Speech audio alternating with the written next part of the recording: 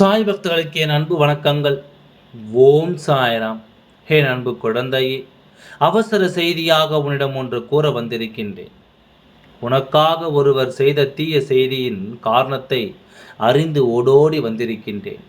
உன் வாழ்க்கையை நிறைவான வாழ்க்கையாக கொடுக்க வேண்டும் என்று உன் சாயப்பா போராடி வரும் இந்த வேளையை, இந்த செய்தி எனக்கே ஒரு அதிர்ச்சிகரமாகத்தான் இருந்தது. மனிதர்களில் எத்தனை விதமாக இருக்கிறார்கள் என்பதை இப்பொழுது நீ புரிந்து கொண்டாயா? நல்லவர்களாக இருப்பவர்கள் கூட உன் மீது பொறாமை குணம் வந்துவிட்டால் உனக்கான தீயதை செய்தாக வேண்டும் என்ற எண்ணம் அவர்களுக்குள் வந்துவிடும்.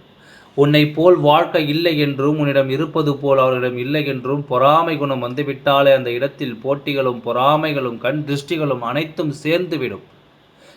1000 கவலைகள் உனக்குள் நீ வைத்திருந்தாலும் வெளியில் பார்ப்பவர்களுக்கு உனக்கென்ன நல்லதொரு வாழ்க்கையையும் நிம்மதியான வாழ்க்கையையும் வாழ்கிறாய் என்று கூறத்தான் உன்னை சுற்றி இருப்பவர்கள் இருக்கிறார்கள்.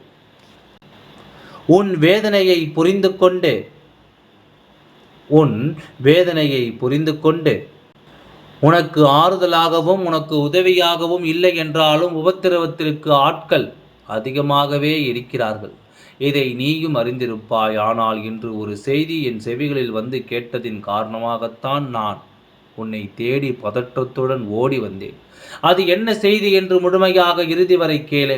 என் அன்பு குழந்தையே, நீ யாரை நல்லவர்கள் என்று நினைத்து அவர்களிடத்தில் நீ உன் குடும்பத்தை பற்றியும் உன்னை பற்றியும் ஒரு வருமானத்தை பற்றியும் பேசி நீ எதையெல்லாம் பகிர்ந்து வந்தாயோ அவரில் ஒருவர்தான் இந்த காரியத்தை உனக்கு செய்திருக்கிறார்.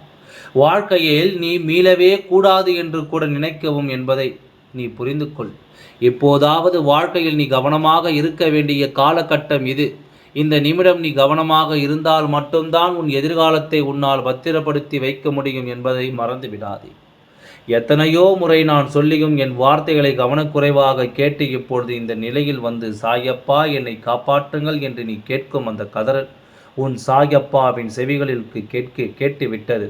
இந்த செய்தியை அறிந்த பிறகுதான் உன்னை உடனே இதிலிருந்து காப்பாற்ற வேண்டும் என்று ஓடோடி வந்திருக்கின்றேன். உன் சாயப்பா நீ வாழ்வில் மீளக்கூடாது என்றும் உன்னிடம் இருப்பதை இழக்க வேண்டும் என்றும் உன் மீது பொறாமை குணம் கொண்டும் உன் மீது இருக்கும் கண் திருஷ்டியால் இந்த காரியத்தை உனக்காக அவர்கள் செய்திருக்கிறார்கள். நான் இதை அறிந்து விட்டேன். இன்று நான் ஒரு காரியம் செய்யப் போகிறேன். உன்னிடம் இருக்கும் அந்த தீயதை நான் அழித்து ஒழித்து போகிறேன். யாருடைய எண்ணமும் உன்னிடம் பலிக்காது என்பதனை நான் காட்டப் போகிறேன். அவர்கள் கண்களுக்கு முன்பாக என் குழந்தையை யாராலும் தொடக்கூட முடியாது என்ற தீய எண்ணத்தையும் என் குழந்தையிடம் நான் நெருங்க விடமாட்டேன் என்பதை அவர் கண்களுக்கு முன்பாக உன்னை வாழ வைத்து நான் காட்டப் போகிறேன்.